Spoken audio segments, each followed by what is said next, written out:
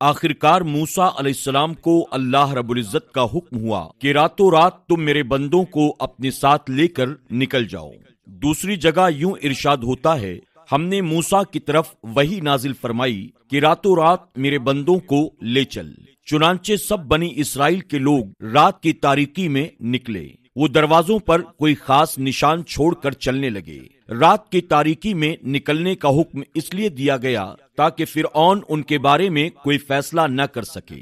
انہوں نے صبح ہونے کا انتظار نہ کیا۔ ان کی تعداد 6 لاکھ کے قریب تھی۔ یہ سب لوگ اپنے مال، مویشی اور ضروری سامان ساتھ لے کر چلے۔ فلسطین کی طرف 6 لاکھ افراد کی یہ عظیم ہجرت تھی۔ فرعون کو صبح سویرے جب پتہ چلا تو سوچ میں ڈوب گیا کہ اب ہماری خدمت کون کرے گا، ہماری غلامی کون کرے گا۔ اس کی حالت پاگلوں جیسی ہو گئی۔ آخرکار اس نے بنی اسرائیل کے تعاقب کا حکم دیا۔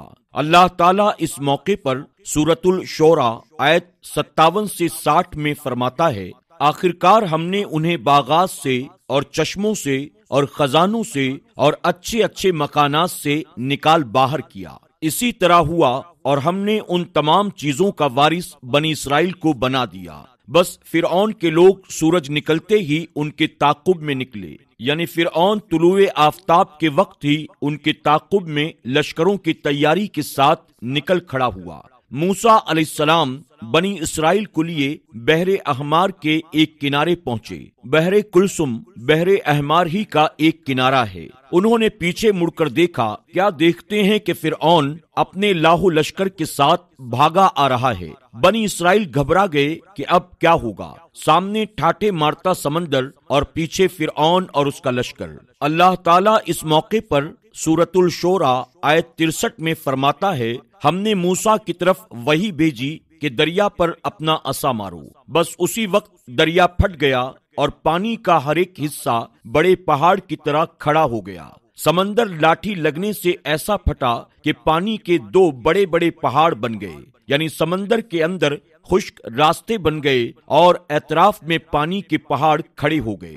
اللہ تعالیٰ نے بھی فرما دیا سورہ طٰہٰ آیت 77 میں کہ تو راتوں رات میرے بندوں کو لے چل اور ان کے لیے سمندر میں خشک راستہ بنا لے، پھر نہ تجھے کسی کے آ پکڑنے کا خطرہ ہوگا نہ کوئی ڈر۔ وہ سب کے سب ان راستوں سے پار چلے گئے۔ اب جیوں ہی فرعون وہاں پہنچا، پہلے تو ڈرا، سہما کہ یہ کیا ہوا۔ وہ بھی اور اس کے سب ساتھی بھی اس سوچ میں ہیں کہ کیا کریں۔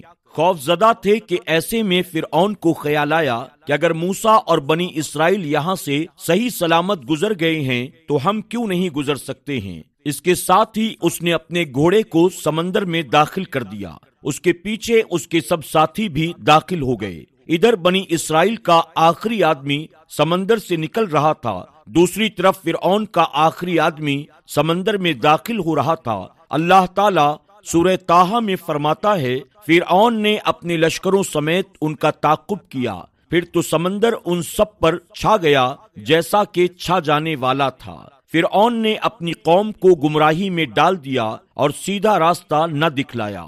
اللہ تعالیٰ فرعون کی موت کا منظر یوں بیان فرماتا ہے، اور ہم نے بنی اسرائیل کو دریا سے پار کر دیا، پھر ان کے پیچھے پیچھے فرعون اپنے لشکر کے ساتھ ظلم اور زیادتی کے ارادے سے چلا، یہاں تک کہ جب ڈوبنے لگا تو کہنے لگا کہ میں اس ذات پر ایمان لاتا ہوں کہ جس پر بنی اسرائیل ایمان لائے ہیں، اس کے سوا کوئی معبود نہیں اور میں مسلمانوں میں سے ہوں۔ لیکن جب موت کے مرحلے شروع ہوتے ہیں تو توبہ قبول نہیں ہوتی۔ اس نے جب یہ کہا کہ میں ایمان لاتا ہوں تو اللہ تعالیٰ نے جواب میں فرمایا، اب ایمان لاتا ہے اور پہلے سرکشی کر رہا تھا، آج ہم تیری ذات کو نجات دیں گے تاکہ تو ان لوگوں کے لیے باعث عبرت ہو جو تیرے بعد ہیں۔ اور حقیقت یہ ہے کہ بہت سے لوگ ہماری نشانیوں سے غافل ہیں۔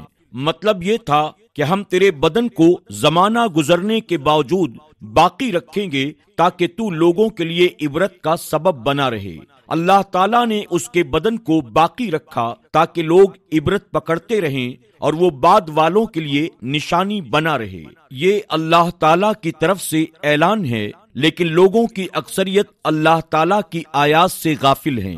بنی اسرائیل فرعون کے ظلم سے نجات پا کر سمندر کے پار چلے گئے اور اطمینان و سکون کی زندگی گزارنے لگے۔ اللہ رب العزت امت مسلمہ کو اپنی آیات پر غور کرنے اور اسی کے مطابق اپنی زندگی گزارنے کی توفیق عطا فرمائے، آمین